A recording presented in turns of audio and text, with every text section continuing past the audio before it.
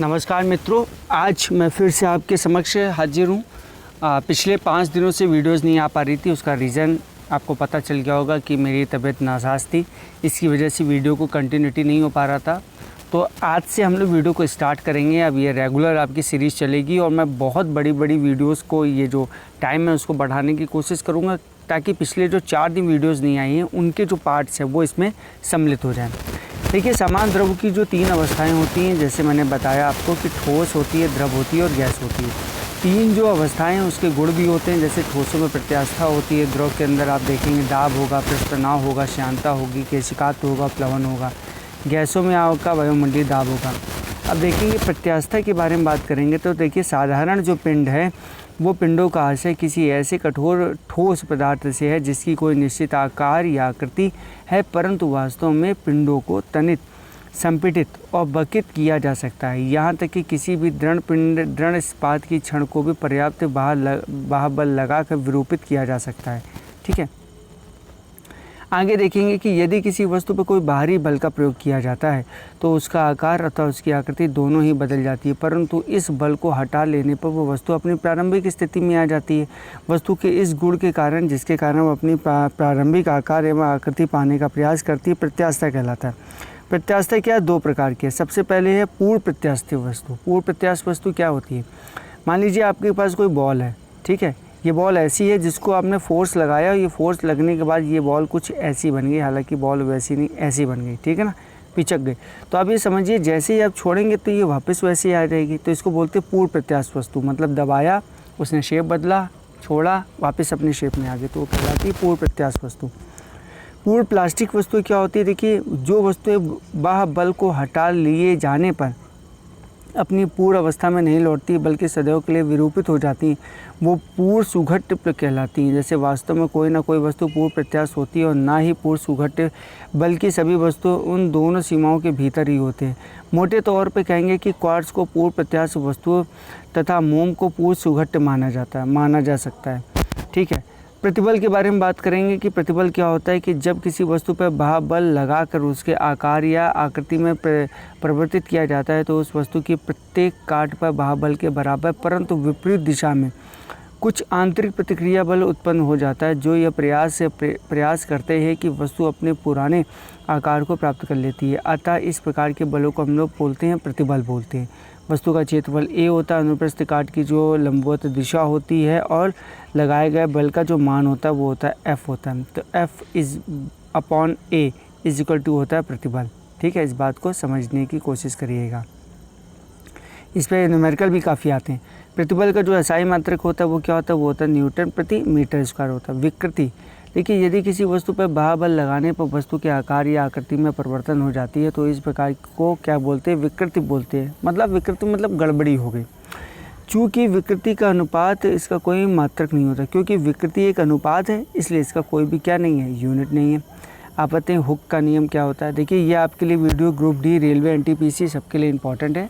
और आज से आपके NTPC की आपको पता है आंसर की भी स्टार्ट हो जाएगी 8 बजे से। ठीक है, तो उसको देखिएगा और अपने इसको कमेंट में ज़रूर लिखिएगा। और साइंस का जो मटेरियल है वो यहाँ घटना चक्र से बेहतर कुछ नहीं है, ये बस आप मान के चलिए। और जो लोग तैयारी कर रहे हैं उनको तो पता ही होगा। हुक का नियम क्या है? देखिए, हुक का लॉ क्या कहता है कि वैज्ञानिक रॉबर्ट हुक के अनुसार यदि वस्तु की विकृति अधिक नहीं है तो पदार्थ पर कार्यरत प्रतिबल उसमें उत्पन्न विकृति के अनुक्रमानुपाती होता है। प्रतिबल तथा विकृति का अनुपात एक नियतांक होता है जिसे प्रत्यास्था गुणांक E बोलते हैं, और E बराबर होता है प्रतिबल बटे विकृति होती है। आगे यदि हम लोग देखेंगे तो यहाँ पे देखने को मिलेगा पृष्ठ तनाव। अब देखिए, पृष्ठ तनाव क्या है? पृष्ठ तनाव के बारे में क्या होता है कि किसी द्रव की वह आकृति जिसके कारण उसका स्वतंत्र पृष्ठ न्यूनतम क्षेत्रफल घेरने की प्रकृति रखता है और एक तनी हुई प्रत्यास्था झिल्ली की भांति व्यवहार करता है, पृष्ठ तनाव कहलाता है। इसका जो मात्रक है न्यूटन प्रति मीटर होता है। ठीक है, किसी द्रव के लिए पृष्ठ तनाव का जो मान है वो द्रव की प्रकृति पर निर्भर करता है, द्रव के टेम्परेचर पर निर्भर करता है और द्रव के माध्यम पर भी निर्भर करता है। जो द्रव के पृष्ठ के दूसरी ओर होता है, ताप बढ़ाने पर पृष्ठ तनाव घटता है, क्रांतिक ताप पर पृष्ठ तनाव का जो मान है वो शून्य हो जाता है। यदि किसी द्रव का भार घनत्व है तो उसकी आकृति पूर्ण गोलाकार होगी। उदाहरण के लिए अगर मैं कहूँ वर्षा की बूंद, साबुन के बुलबुले पूर्ण गोलाकार हैं। इसका कारण यह है कि बूंद वह आकृति धारण करती है जिसमें कि उसकी स्थितिज ऊर्जा न्यूनतम होती है। ठीक है, यदि किसी बूंद के ऊपर केवल पृष्ठ तनाव ही कार्य कर रहा है तो उसकी स्थितिज ऊर्जा तब न्यूनतम होगी और उसका जो क्षेत्रफल है वो कम से कम बूंद गोलाकार हो जाएगा। अब आते हैं हम लोग ससंजक बल और असंजक बल के कारण क्या होता है भैया। आणविक सिद्धांतों के अनुसार अगर देखा जाएगा तो प्रत्येक पदार्थ छोटे छोटे कणों से मिलकर बनता है और जिन्हें हम लोग क्या कहते हैं, अणु कहते हैं। ये अणु एक दूसरे को आकर्षित करते हैं। एक ही पदार्थ के अणुओं के बीच जो आकर्षक बल कार्य करता है उसे हम लोग बोलते हैं ससंजक बल बोलते हैं। भिन्न भिन्न पदार्थों के अणुओं के बीच जो बल कार्य करता है उसे बोलते हैं हम लोग असंजक बल बोलते हैं। तेल और जल के बीच में असंजक बल और ससंजक बल से कम परंतु तेल के ससंजक बल से अधिक होता है। यदि यही कारण है कि तेल के पृष्ठ पर जो डाली गई जो जल की बूंदें हैं वो सिकुड़ के गोलाकार धारण कर लेती है, परंतु जल के पृष्ठ पर डाली गई बूंद एक पतली फिल्म के अनुसार अपनी क्षेत्रफल में फैल जाती हैं। आगे बात करते हैं केशिकात्व की। केशिकात्व क्या होता है, देखो भाई, कांच की बहुत कम त्रिज्या की दोनों ओर से खुली नली को केशिकात्व या कोशिका कहते हैं। केश नली में किसी द्रव के ऊपर चढ़ने तथा नीचे उतरने की घटना को केशिकात्व कहते हैं। किसी द्रव के केश नली में ऊपर चढ़ने तथा नीचे गिरने के कारण द्रव का पृष्ठ तनाव होता है। ऐसे द्रव जो कांच को भिगोते हैं वे कांच की केश नली में ऊपर चढ़ जाते हैं, जबकि जो द्रव कांच को नहीं भिगोते वे कांच की केश नली में उतर जाते हैं। उदाहरण के लिए किसी केश नली को जल में सीधी खड़ी रहने पर उसमें जल नली के बाहर वाले जल के तल से ऊपर कुछ ऊंचाई तक चढ़ जाता है, जबकि केश नली को पारे में खड़ा करने पर नली के भीतर पारे का तल बाहरी तल की अपेक्षा नीचे उतर आता है। ठीक है ना। आगे देखते हैं हम लोग, देखते हैं केशकात्व के उदाहरण क्या है। अब केशकात्व के उदाहरण ध्यान रखिएगा, बहुत इंपॉर्टेंट है। जल का पौधों के तनों में बनी असंख्य केश नलियों में चढ़कर टहनियों तक पहुंचना, लालटेन में मिट्टी के तेल का बत्ती के ऊपर चढ़ जाना, मोमबत्ती में धागे से मोम का पिघलकर ऊपर चढ़ना, फाउंटेन पेन की निब की नोक बीच से चिरी होती है, इसके कारण छोटी सी बारीक केश नली बन जाती है।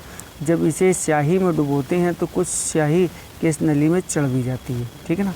एक तो ये हो गया।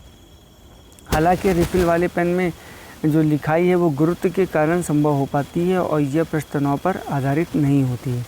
स्याही सोखने का जो कार्य है वो केशिकात्व क्रिया पर निर्भर करता है। स्याही को सूखना भी केशिकात्व क्रिया पर दिखाती है और जो निब पेन में ऊपर चढ़ता है वो भी केशिकात्व को दिखाता है। अब देखिए, शांता है, वेलोसिटी है, अधिकतम वेग, फिर इन्होंने ऑप्शन दिया है आपके सामने जो प्रश्न है। अब देखिए, हमने देख लिया ना, ये अधिकतम वेग रहेगा, इस कंडीशन में इसका अधिकतम रहेगा और इस कंडीशन में ये इसका कैसा रहेगा, न्यूनतम वेग होगा। आगे देखेंगे, यदि कि चित्र में प्रदर्शित है कि कोई द्रव एक दृढ़ क्षैतिज तल AB में बह रहा है, द्रव की वह परत जो तल के संपर्क में है स्थिर रहती है, परंतु इस तल के ऊपर की ओर परतों का वेग बढ़ता जाता है। सबसे ऊपर की परत यदि देखेंगे तो सर्वाधिक वेग वाली बहती है। अभी मैंने आपको दिखाया, ये देखिए सबसे ऊपर की परत। ठीक है। जो अब इसको देखेंगे, 3 समांतर परतें हैं A, B और C में परत A का जो वेग है वो कम, B का उससे अधिक और C का सबसे अधिक है। अब इस वेग को देखिएगा, A का वेग देखिएगा यहाँ पर, B का देखिएगा और C का देखिएगा, ये वाला है D आपका, तो D का सबसे अधिक हो गया। तो इस बात को यहाँ पर समझिएगा, ये वेलोसिटी को प्रदर्शित करता है ना, तो ये जो C का वेग सबसे अधिक हो जाता है। ठीक है। इसी प्रकार प्रत्येक परत के अपने से नीचे की परत के आगे ढकेलती है। स्पष्ट है कि विभिन्न परतों पर आंतरिक बल कार्य करता है जो कि उनकी सापेक्ष गति को नष्ट करने का प्रयास करता है। इन बलों को श्यान बल कहते हैं और द्रवों के बहाव को बनाए रखने पर लिए श्यान बलों के विरुद्ध बाह्य बल लगाना पड़ता है। स्पष्ट है कि द्रवों की वह गुण जिसके कारण वो अपनी विभिन्न परतों के सापेक्ष गति का विरोध करता है वो श्यान बल कहलाता है। गाढ़े द्रव जैसे कि ग्लिसरीन, शहद अधिक श्यान होती है, अतः जो गाढ़े द्रव हैं वो पतले द्रव की जो अपेक्षा हैं वो शीघ्र क्या हो जाते हैं, ठहर हो जाते हैं। द्रव की श्यानता ताप के बढ़ने पर घट जाती है और इसके विपरीत गैसों की श्यानता ताप बढ़ने पर बढ़ जाती है। मतलब अगर द्रव में श्यानता होगी तो ताप बढ़ेगा, तो इसकी श्यानता क्या होगी, बढ़ जाएगी। ठीक है ना, माफ़ कीजिएगा, बढ़ने पर घट जाएगी। यही आपसे क्वेश्चन पूछा जाता है कि श्यानता में यदि आपने ताप बढ़ा दिया तो क्या होगा, तो घटेगी, और यदि आपने इसके गैसों में अगर आपने ताप बढ़ा दिया तो वहाँ क्या होगी, श्यानता बढ़ जाएगी। ठोसों में श्यानता होती ही नहीं, बस द्रवों में होती है और गैसों में होती है। अब आते हैं दाब, प्रेशर के बारे में। प्रेशर क्या होता है, देखिए एकांक क्षेत्रफल पर लंबवत लगने वाले बल को क्या बोलते हैं हम लोग, प्रेशर बोलते हैं। आप लोग जानते भी होंगे। अब देखिए इसके बारे में, ये सब 12th में पढ़ रखा है, लेकिन एक बार रिवीजन की जरूरत बस पड़ती है। दाब बराबर होता है बल बटा क्षेत्रफल, दाब का मात्रा न्यूटन प्रति मीटर स्क्वायर होता है। द्रव के अंदर किसी जो बिंदु पर दबाव के बारे में बात करेंगे तो द्रव की स्वतंत्र तल से h गहराई, द्रव के स्वतंत्र तल से h गहराई पर स्थित एक बिंदु जो है वो द्रव के कारण होता है। P बराबर HdG। देखिए यहाँ से भी फॉर्मूला आएगा और इसी पे न्यूमेरिकल लगेंगे, चाहे आपका ग्रुप डी हो चाहे आपका NTPC का मेंस हो। साइंस घटना चक्र से बाहर जा ही नहीं सकती, आप ये समझ लीजिए। यहाँ पे डी क्या है, द्रव का घनत्व, तो जी क्या है, गुरुत्वीय त्वरण है। उत्प्लावन बल देखते हैं, जब कोई ठोस वस्तु द्रव में डुबोई जाती है तो उसके भार में कुछ कमी का अनुभव होता है। भार में यह आभासी कमी द्रव द्वारा वस्तु पर ऊपर की ओर लगाए गए एक बल के कारण होती है और इस द्रव को उत्प्लावन बल या उत्प्रेक्ष बल बोलते हैं।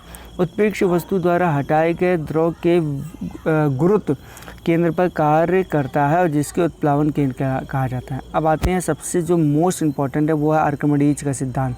क्या आर्किमिडीज का सिद्धांत है भाई, कि जब किसी वस्तु किसी द्रव या पूर्ण आंशिक रूप से डुबोई जाती है तो उसके भार में कमी प्रतीत होती है। भार में यह आभासी कमी क्या होती है, वस्तु द्वारा हटाए गए भार के बराबर होती है। अब आते हैं प्लवन बल के सिद्धांत। किसी द्रव में स्थित ठोस वस्तु पर निम्न दो बल कार्य करते हैं। सबसे पहले है वस्तु का भार W जो ऊर्ध्वाधर नीचे से कार्य करता है। दूसरा है द्रव का वस्तु पर उत्प्रेक्ष F जो ऊर्ध्वाधर दिशा में ऊपर की ओर कार्य करता है। उत्प्रेक्षा F का मान वस्तु द्वारा हटाए गए द्रव के भार के बराबर होता है। ठीक है, किसी द्रव में वस्तु का डूबना या तैरना इन दोनों बलों के अपेक्षित मान पर निर्भर करता है, जिसकी मुख्य अवस्थाएं संभव हैं। नंबर 1 है जैसे कि W जो है वो बड़ा होना चाहिए हमेशा F से, तो इस दिशा में परिणामी बल जो होगा वो W - F होगा, नीचे की ओर कार्य करेगा, अतः वस्तु में द्रव डूब जाएगी। W बराबर F यदि है तो इस दशा में वस्तु द्रव में जहाँ होगी वहाँ तैरने लगेगी। W क्या होगा, छोटा होगा, F बड़ा होगा, तो इस दिशा में वस्तु स्वतंत्र छोड़ देने पर ऊपर की ओर उठने लगेगी। किसी ठोस का कितना भाग किसी द्रव में डूबेगा यह द्रव तथा ठोस के आपेक्षिक घनत्व पर निर्भर करता है। इसकी गणना निम्न संबंध द्वारा की जा सकती है, जैसे ठोस के डूबे हुए भाग का आयतन बटे ठोस का कुल आयतन, ठीक है, और ठोस का घनत्व बटे द्रव का घनत्व। ठीक है, देखिए स्पष्ट है कि यदि अधिक घनत्व वाले द्रव में ठोस का भाग जो है वो डूबेगा और कम घनत्व वाले द्रव में अधिक भाग डूबेगा। यदि ठोस का घनत्व द्रव के घनत्व के बराबर है तो वो ठोस द्रव में डूबेगा ही डूबेगा। अब देखिए जो प्रश्न उत्तर है इसको करेंगे हम लोग नेक्स्ट वीडियो में, ताकि एक वीडियो में आप उसकी थ्योरी को समझ लीजिए और दूसरी वीडियो में पूरे कंप्लीट क्वेश्चन आंसर्स कर लीजिए। तो आज के लिए इतना ही रखते हैं, नेक्स्ट वीडियो में जल्द मिलते हैं। Thanks a lot, keep watching, God bless you all.